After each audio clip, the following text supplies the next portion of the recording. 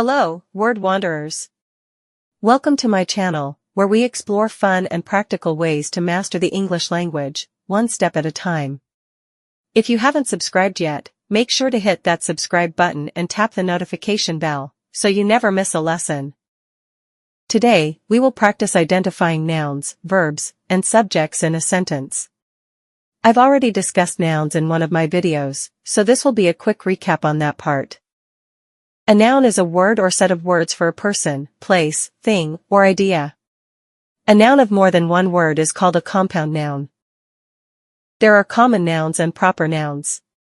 Common nouns are words for a general class of people, places, things, and ideas. They are not capitalized. Proper nouns are always capitalized. They name specific people, places, and things. Now, let's go over what a verb is. A verb is a word or set of words that shows action, feeling, or state of being. Let's take a look at the examples. He ran around the block. In this sentence, he is the subject, and ran is the verb. I like my friend. I is the subject, and like is the verb. They seem friendly. They is the subject, and seem is the verb. State of being verbs are called linking verbs. They include all forms of the verb to be, plus such words as look, feel, appear, act, go, followed by an adjective. Here are some examples. You look happy. You is the subject, look is the verb. We feel fine. We is the subject, feel is the verb. He went ballistic. He is the subject, and went is the verb. Verbs often consist of more than one word. For instance, had been breaking down is a four-word verb. It has a two-word main verb, breaking down, and two helping verbs had and been. Helping verbs are so named because they help clarify the intended meaning. Many verbs can function as helping verbs, including is, shall, must, do, has, can, keep, get, start, help, etc. You will sometimes hear the word participle, which is the form of a verb used with helping verbs to make verb tenses or is used to form adjectives. For instance, breaking and broken are the present and past participles, respectively, of the verb break. Verbs often take direct objects, which receive the action of the verb carried out by the subject. Examples: I like cake. Cake receives the action, like, done by the subject, I. She lifts weights. Weights receives the action, lifts, done by the subject, she. Verbs may also take indirect objects, which receive the direct object. You can spot an indirect object if it makes sense to place to or from in front of it. Examples: I gave Joe the cake. The indirect object, Joe, receives the direct object, cake, given by the subject, I. Note that you could also say I gave the cake to Joe. She did me a favor. The indirect object, me, is affected by the direct object, favor, done by the subject, she. Note that you could also say she did a favor for me. Sometimes verbs require prepositions to complete a sentence. A noun affected by a preposition is called simply the object of a preposition. Examples: stop talking about them. The object of the preposition about is them. I saw someone inside the house.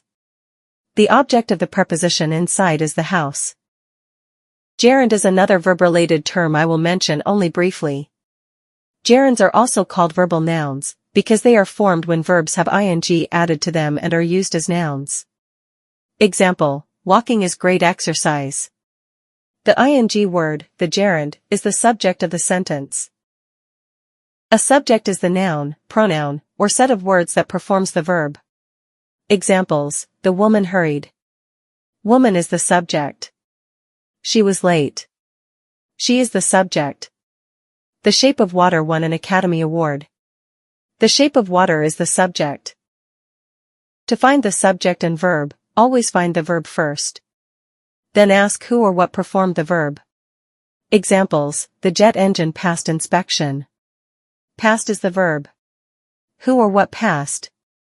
The engine, so engine is the subject.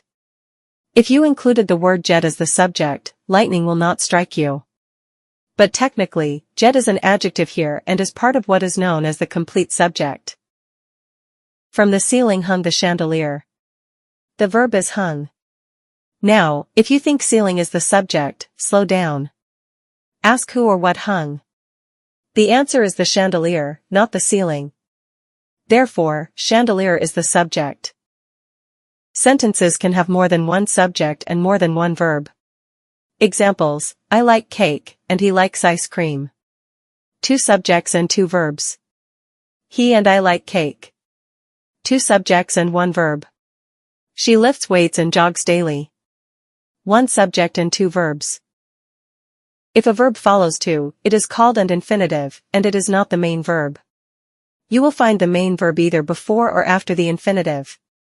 Examples: he is trying to leave. To leave is an infinitive, the main verb is trying. To leave was his wish. The main verb is was. Any request or command, such as stop or walk quickly, has the understood subject you, because if we ask who is to stop or walk quickly, the answer must be you. Example: please bring me some coffee. Bring is the verb. Who will do the bringing? The subject you is understood. And that wraps up our lesson on finding nouns, verbs, and subjects in a sentence. Keep practicing, and it'll get easier every time. If you found this helpful, don't forget to like the video, subscribe to the channel, and tap the bell so you don't miss any of the videos coming your way. Thanks for watching, and see you in the next lesson.